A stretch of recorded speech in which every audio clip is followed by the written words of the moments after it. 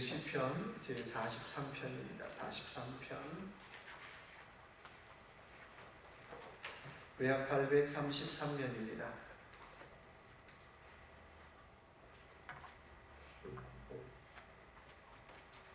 1절에서 5절까지 우리 833면입니다. 같이 돌아가겠습니다. 하나님이 나를 판단하시되 경건하지 아니한 나라에 대하여 내 송사를 변호하시며 안사하고 불의한 자에게서 나를 건지소서. 주는 나의 힘이 되신 하나님이시여늘 어찌하여 나를 버리셨나이까? 내가 어찌하여 원수의 억압으로 말미암아 슬프게 다니나이까? 주의 빛과 주의 진리를 보내시어 나를 인도하시고 주의 거룩한 산과 주께서 계신 곳에 이르게 하소서. 그런즉 내가 하나님의 제단에 나아가 나의 큰 기쁨의 하나님께 이르리이다. 하나님이여, 나의 하나님이여, 내가 수금으로 주를 찬양하리이다. 내 영혼아, 내가 어찌하여 낙심하며 어찌하여 내 속에서 불안해하는가? 너는 하나님께 소망을 두라. 그가 나타나 도우심으로 말미암아 내 하나님을 여전히 찬송하리로다. 아멘. 주신 말씀 가지고 너는 하나님께 소망을 두라 라는 말씀의 제목으로 주신 은혜 같이 나누길 원합니다. 우리 43편의 제목을 한번 볼까요? 제목 보면은 제목이 있나요? 없죠. 그 얘기는 시편 42편과 43편은 서로 연결되어 있는 시편으로 그렇게 생각이 돼요. 제목이 있다면 너는 하나님께만 소망을 두라 라는 메시지겠죠. 자, 누가 지었을까요? 42편을 보면 고라 자손의 마스겔이라고 되어 있고요. 또 한편에서는 아니라 이건 다윗이 지었다라고는 되어 있습니다. 근데 뭐 고라 자손이든 다윗이든 그게 중요한 것이 아니라 공통적인 건 뭐냐면 어려움 중에 하나님께만 소망을 두는 시편이라는 거예요. 내가 정말 인생을 살면서 어려울 때 나의 힘이 되었던 것, 또 내가 인생을 살면서 정말 고통스러울 때 내가 나의 힘이 되었던 것은 하나님이었음을 다시 한번 고백하고 있습니다. 자, 1절의 말씀 보니까 하나님이여 나를 판단하시되 경건하지 아니한 나라에 대하여 라고 표현하고 있어요. 무슨 나라가 경건한 나라 있고 경건하지 않은 나라가 있을까요? 그 얘기하는 거 아니죠. 내가 지금 하나님만 나의 소망입니다라고 고백하는데, 근데 그 내 상황은 경건하지 아니한 나라에 서고라고 말씀하고 있어요. 그 얘기는 지금 내가 너무나 고통스럽다는 거예요. 내가 너무나 힘들다는 거예요. 한마디로 말하면 지금 내가 위기 상황이라고 하는 것입니다. 응급 상황이라는 거예요. 이런 위기 상황, 이런 응급 상황 속에서 하나님만이 나의 도움이십니다라고 오늘 요청하고 있더라는 거예요. 여러분, 저와 여러분 인생 살면서 응급 상황 많이 만나는데요. 그 응급 상황 때 정말 저와 여러분의 도움은 누구실까요? 오늘 다윗을 다시 한번 다윗의 시편이라고 친다면 다시 한번 고백하기를 나의 응급 상황 속에서 하나님만이 나의 도움이십니다라고 고백하고 있더라는 거예요. 자, 그 고백 한번 들어봅시다. 시편 43편 1절입니다. 하나님이여 나를 판단하시되 라고 말씀하고 있어요. 나를 판단하시되, 판단한다는 말은 변호한다는 말이에요. 또 건져달라는 뜻하고 똑같죠. 한마디로 말하면 하나님, 내가 정말 힘든데 하나님 내 변호사가 되어주십시오. 내가 지금 이 응급 상황에 하나님께서 나의 변호사가 되어주십시오라고 요청하는 거예요.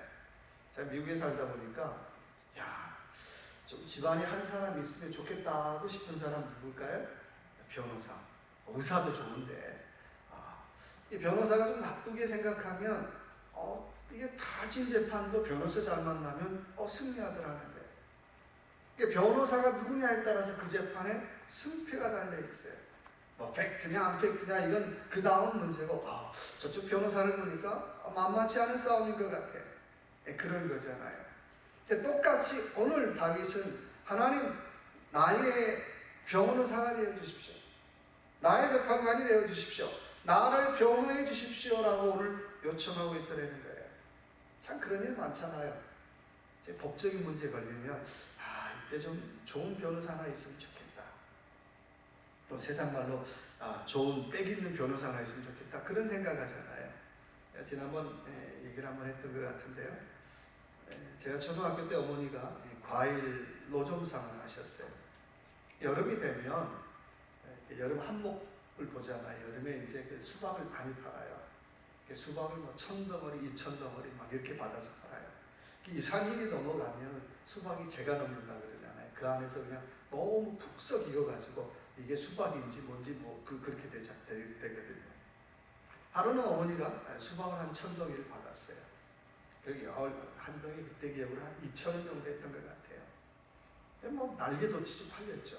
근데 여러분 혹시 기억하세요? 옛날에는 지금처럼 수박을 그냥 사는 게 아니라 어떻게 해요? 한 번 때려보고 두 번째는 어떻게 해요? 삼각형으로 꼭지 내보고 그 다음에 어떻게 뺐는데 하필이면 어떻게 해요? 안 익었으면 안 가져가고 그런 때였어요. 좀 기억하시죠? 근데 하필 그날도 그런 날이었어요. 한 아주머니가 와서 수박 한 덩이를 골랐는데 소리는 통통통 거리고 좋았는데 하필이면 잘랐는데 어떻게 해요? 약간 색깔이 빨간 게 아니라 희끗무리한 그런 수박이었어요. 뭐 당연히 어떻게 안 가져간다. 이거 잘랐으니까 가져가라. 이거 내가 손해다. 2,000원인데 1,000원만 나오. 안 익었으니까 안 가져간다는 거예요. 그래서 이제 바구니에다 넣어주고 가져가라. 못 가져간다. 실랭이가 걸린 거예요. 그다가 바구니 잡고 실랭이를 버리다가 그만 이 아주머니가 넘어졌어요. 근데 하필이면 그 넘어진 아주머니 오빠가 경찰서 형사과장이셨어요. 바로 경찰서에 연락했더니 바로 경찰에서 와서 어머니를 잡아가는 거예요. 그때는 그런 세상이었어요. 얼마나 황당해요. 뭐 치고받고 싸우는 것도 아니고 가져간다 못 가져간다 그러다가 뭐 살짝 넘어졌는데 오빠가 형사과장이라는 이유로 어머니가 이틀인가 구류를 살았어요. 참 난감하잖아요. 뒤에는 어린 제 나이에 뒤에는 수박이 산만큼 쌓여있는 거예요. 1,000덩어리가 얼마큼 그랬어요. 어머니는 경찰서 가셨고 이제 숙제는 어떻게 해요? 이 수박을 팔아치우는 게 숙제였어요. 주변에 있는 아줌마들이 와서 한마디씩 다 하는 거예요. 야, 본전 치게 하면 안 되고 500원씩에 팔아. 500원씩. 손해본다 생각하고 500원씩에 팔라는 거예요. 정말 그 아주머니 말대로 500원씩에 이틀 만에 1,000덩이를 다 팔았어요. 제가 다 팔았는지 뒤로 누가 빼갔는지 잘 몰라요. 근데 아무튼 정신없이 팔았어요. 그래서 한쪽으로는 수박 팔기에 정신없는데 또 한쪽으로는 어떻게 해요? 어머니 언제 나오나? 어머니 언제 나오나? 주변에서 이제 어머니가 그 경찰서 구류 들어갔으니까 한마디씩 다 하잖아요. 야, 뭐 집안에 좀 빽 있는 사람 없냐? 힘 있는 사람 없냐? 근데 아무리 제가 제 집안을 다 뒤져봐도 빽 있는 사람이 없는 거예요. 그때 제가 생각하는 게 옛날에는 대통령한테 편지를 쓰면 뭐 이렇게 가끔 봐주고 그런 게 있었어요. 야, 대통령한테 편지를 쓸까? 근데 편지 가다가 어떻게 해요? 가는 시간 오는 시간 한 달은 걸릴 것 같아요. 비서실에서 다 빼잖아요. 별별 생각이 다 들었어요. 그래서 제 마음에 야, 우리 집안에 좀 빽 있는 사람이 이렇게 없나? 좀 빽 있는 사람 하나 있으면 형사과장 하나 이길 사람이 없는 거예요. 근데 결국 이틀만 구류 살고 3일째 나왔는데요. 참 어린 나이에도 너무 억울하다. 세상이 불공평하다. 이게 무슨 싸운 것도 아니고 그 바구니 갖고 이렇게 실랭이 하다가 이게 경찰서 구류장에 유치장에 갇힌 일입니다. 뭐 지금도 이해가 안 되는데 그때는 더 이해가 안 됐어요. 이게 말 같지 않는 말이 안 되는 얘기였어요. 근데 우리 인생에는 수없이 많이 그렇게 말이 안 되는 일들을 경험하잖아요. 근데 하물며 이게 다윗의 시편이라고 생각한다면 다윗은 수없이 많이 말이 안 되는 얘기를 말이 안 되는 상황을 너무나 많이 경험하고 있더라는 거예요. 정말 상식선에서만 얘기가 일이 돼도 이해할 텐데 이거 말이 안 된다. 이거 내일 억울하다. 정말 억울하다. 근데 바로 그런 수없이 많이 억울한 상황, 뭐 아들이 반란을 일으키지 않나, 아들이 아버지를 죽이겠다고 칼을 들이대지 않나, 말이 안 되잖아요. 바로 그런 상황 속에서 하나님 나를 좀 판단해 주세요. 하나님 나를 좀 변호해 주세요. 하나님 내 억울함을 하나님 좀 변호해 주세요라고 요청하고 있다는 거예요. 참 위대한 고백이죠. 2절에 비슷한 고백 한번 같이 읽어볼까요? 2절 주는 나의 힘이 되신 하나님이 시험을 어찌하여 나를 버리셨나이까? 내가 어찌하여 원수의 억압으로 말미암아 슬프게 다니나이까? 어찌하여 나를 버리셨나이까? 어디서 많이 듣던 구절 아니에요? 마태복음 27장 46절에 예수님께서 십자가에서 했던 말과 어떻게 해요? 똑같잖아요. 엘리 엘리 라마 사박다니, 내 하나님의 하나님이 어찌하여 나를 버리셨나이까?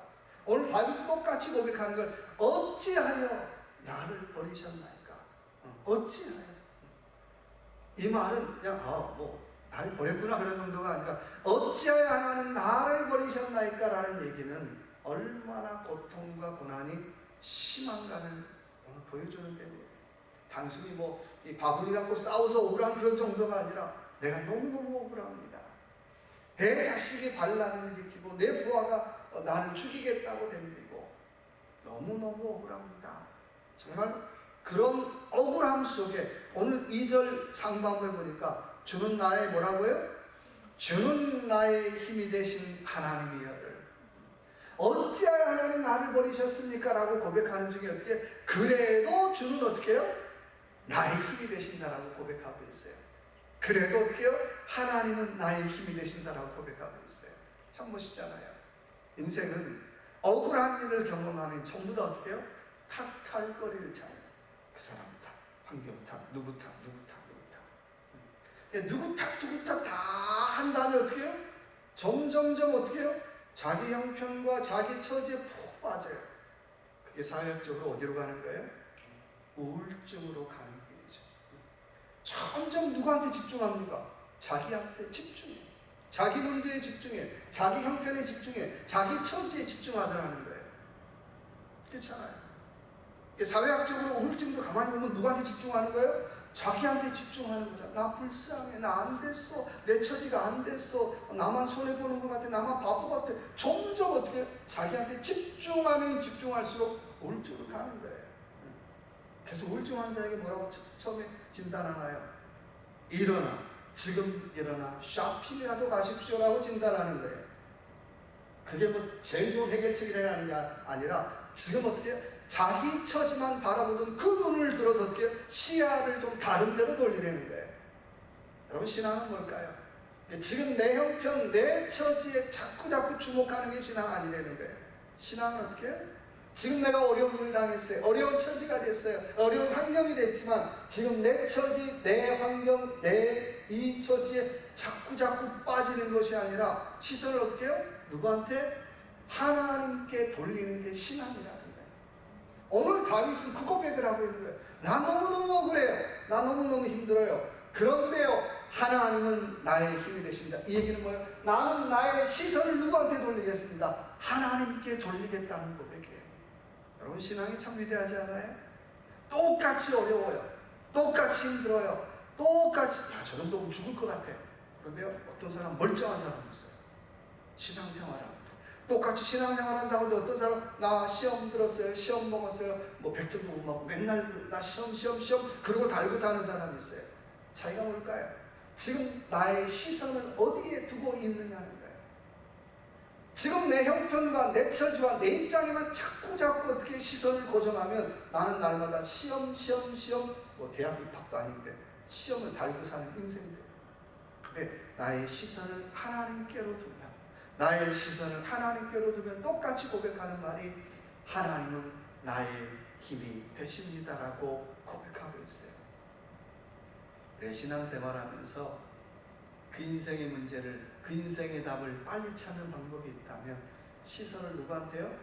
하나님께 돌리라는 거예요. 하나님께 빨리 돌리는 만큼, 빨리 하나님께 시선을 두는 만큼 내 인생의 답은, 내 인생의 어려움은, 내 인생의 일들은 쉽게 풀어지더라고 하는 거예요.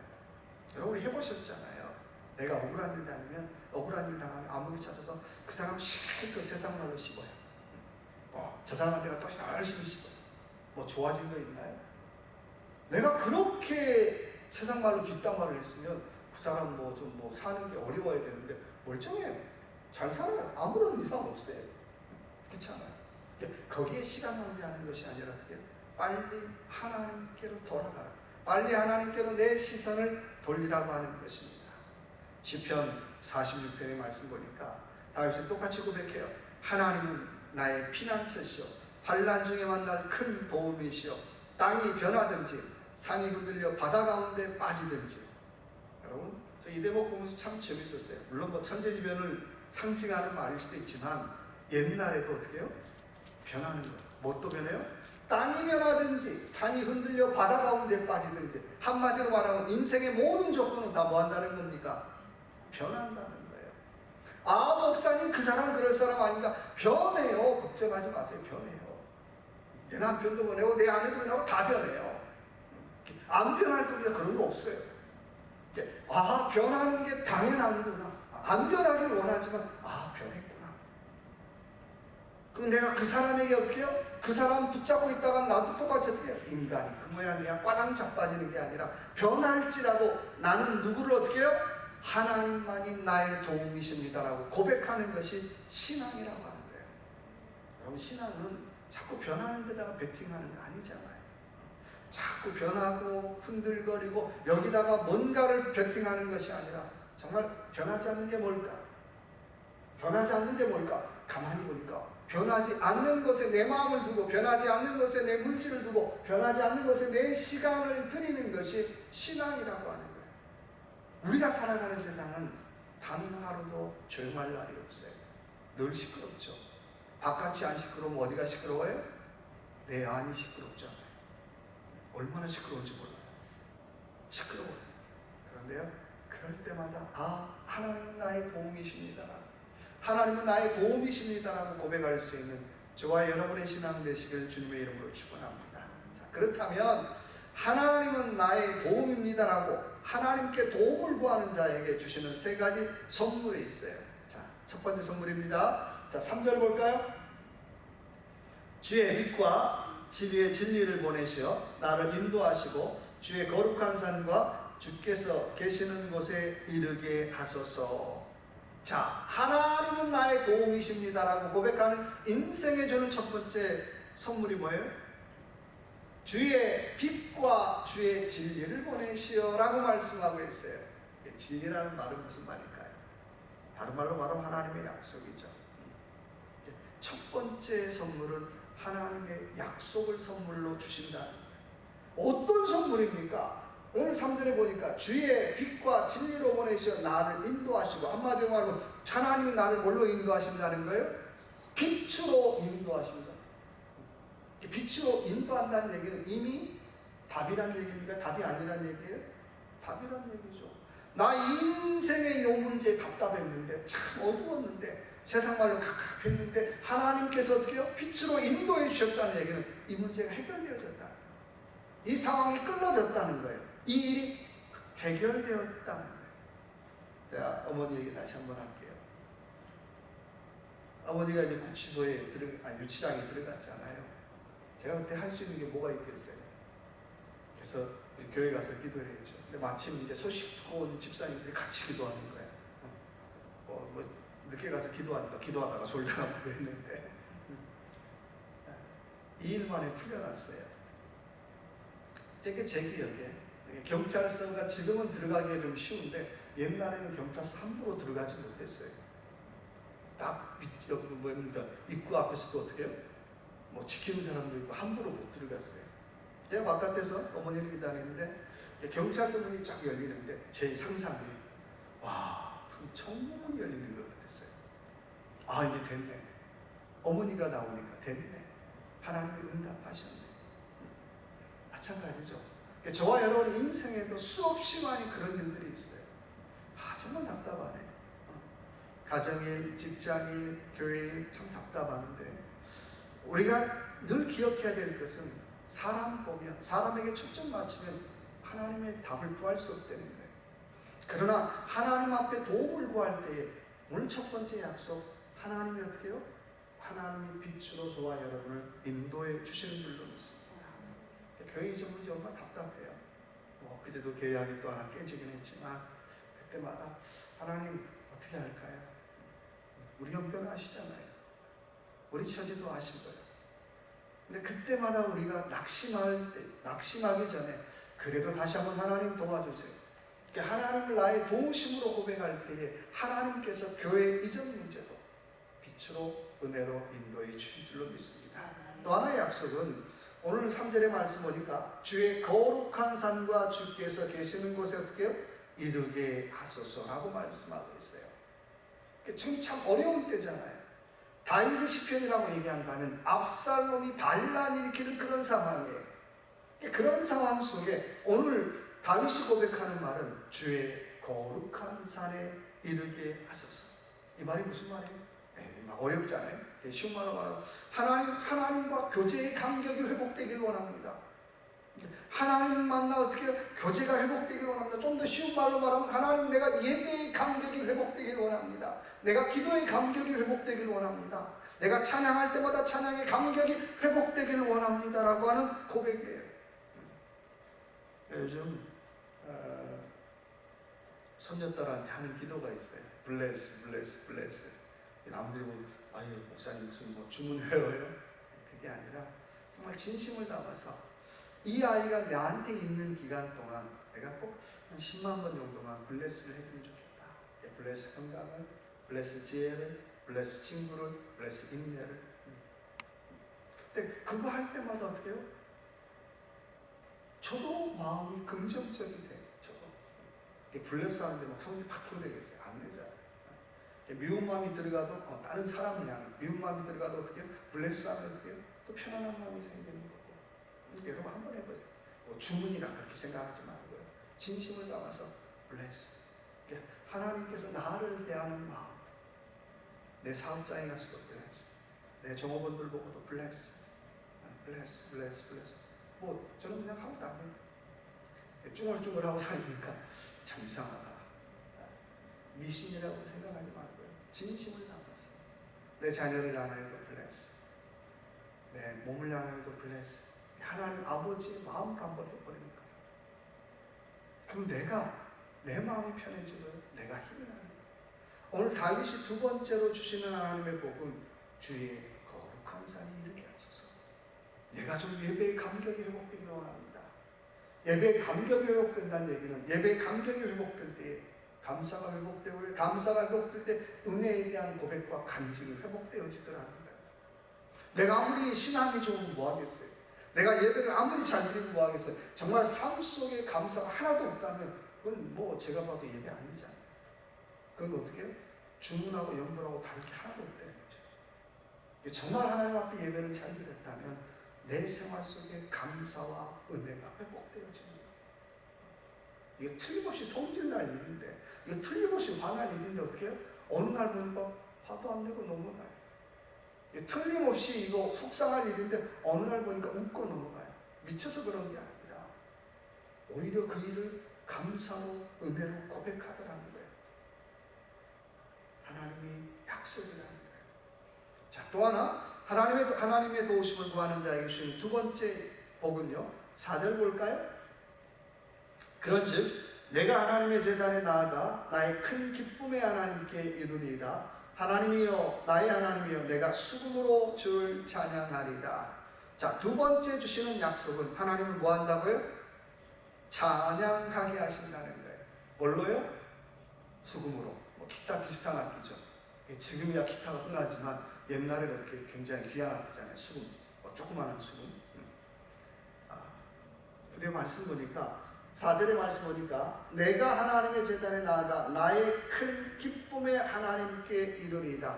자, 하나님 어떤 분입니까? 라고 질문한다면 4절을 중심으로 본다면 하나님 어떤 분이에요? 하나님 어떤 분이에요? 기쁨도 기쁨이죠. 어떤 기쁨요? 억수로 큰 기쁨이라고 얘기하고 있어요. 큰 기쁨.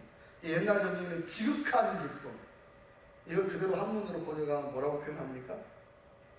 극락이라고 표현해요. 극락. 극락 그러면 어디서 많이 듣던 얘기죠. 어디서 많이 듣던 얘기예요? 절에서 많이 듣던 얘기잖아요.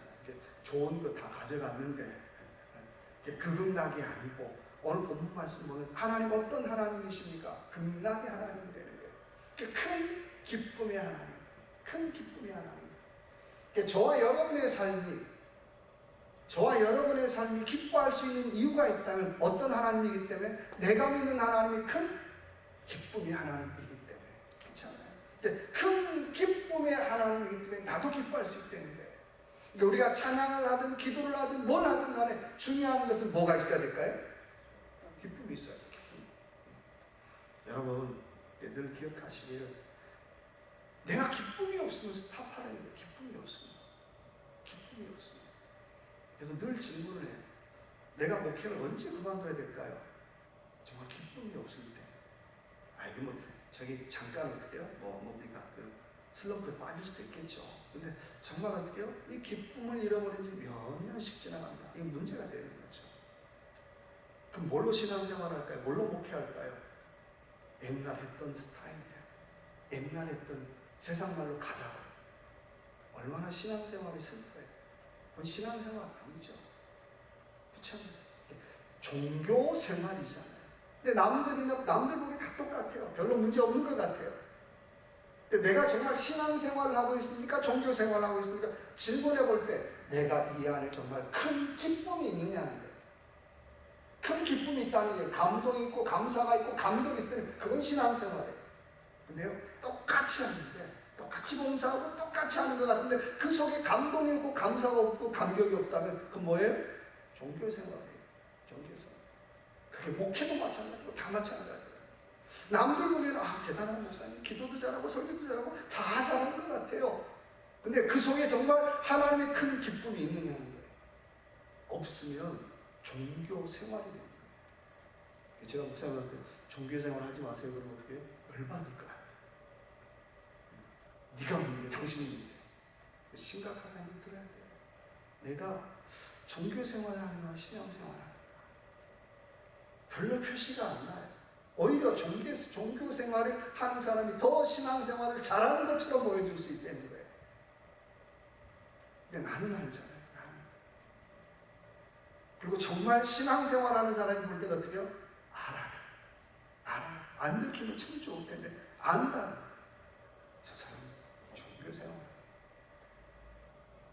정말 신앙생활을 신앙적으로 목회하는 분이 다른 분들 보면 어떻게 저 사람 종교적으로 목회, 종교생활을 알 수 있잖아요. 저도 그럴 수 있고요. 늘 잊지 말아야 될 것은 나에게 기쁨이 있는가? 잠깐 힘들 수 있어요. 잠깐 어려울 수 있어요. 근데 내가 신앙생활하는 동안 내가 감격이 있는가? 기쁨이 있는가? 질문해 보내는 거예요. 이유는 하나님 앞에 도움 구하는 자에게 주시는 두 번째 복이 하나님을 뭐 한다고요? 찬양하게 하신다. 누구 때문에 뭐가 잘 돼서 일이 잘 풀려서가 아니라 하나님 조건 아무것도 없이 하나님을 찬양할 수 있는, 아무런 조건 없이 하나님 앞에 감사할 수 있는, 아무런 조건 없이 하나님 앞에 어떻게 해요? Thank you God 할 수 있는. 목사님 당신은 그럴 수 있나요? 저도 잘 못하죠. 근데 그러려고 애써요. 아무런 조건 없이 감사할 수 있는가? 제가 교회 계약이 어그러지면서 똑같은 질문 나한테 했어요. 너 그래도 감사하니? 잘 안 나오죠. 감사하니 무슨 지금 감사? 얼마나 내가 기대하고 있었는데 잘 돼서 가면 얼마나 좋을 텐데. 근데 그때 똑같은 질문했어요. 너 나 믿는 거 아니야? 정말 하나님 믿는 데는데 왜 이렇게 조건이 많이 필요해요? 하나님 저한테 그렇게 얘기하시는 것 같았어요. 자, 세 번째 주시는 선물은요, 5절 볼까요? 내 영혼아, 내가 어찌하여 낙심하며 어찌하여 내 속에서 불안해하는가? 너는 하나님께 소망을 두라. 그가 나타나 도우심으로 말미암아 내 하나님을 여전히 찬송하리로다. 세 번째 약속은 하나님 앞에 뭘 두라는 거예요? 소망을 두라는 거예요. 42편도 마찬가지고 43편도 마찬가지고 모든 시편의 내용이 있다면, 주제가 있다면 뭘까요? 하나님께 소망을 두라는 거예요. 하나님께 소망을 두라는 거예요. 이유는 자 5절의 말씀 보니까 너는 하나님께 소망을 두라. 그가 나타나 어떻게 해요? 도우심으로 말미암아 내 하나님을 여전히 어떻게 해요? 찬송하리로다. 결국 뭐하게 하신다는 겁니까? 결국 찬송한다는 건 결국 하나님이 승리하게 하신다는 거예요. 하나님이 승리하게 하심을 믿는 사람은 계속해서 어떻게 해요? 하나님에게만 소망을 두라는 거예요. 42편 11절에 보니까 똑같은 얘기예요. 내 영혼아 내가 어찌하여 낙심하며 어찌하여 내 속에서 불안해하니까 너는 하나님께 어떻게 해요? 소망을 두라. 이 얘기를 다른 케이스에 본다면 하나님 외에 다른 것에 소망을 두는 한 우리는 날마다 어떻게 해요? 불안해할 수밖에 없다는 거예요. 불안해. 그게 사람이든 조건이든 물질이든 뭐가 됐든지 간에. 그러니까 내가 이게 참 좋을 것 같은데 한번 의지해 보시라는 거예요. 근데 자꾸 시간이 지나면 지날수록 불안해요. 그럼 무슨 말씀이에요? 나는 지금 누구를 의지하고 있다는 거예요? 하나님 아닌 것 의지하고 있다는 거예요.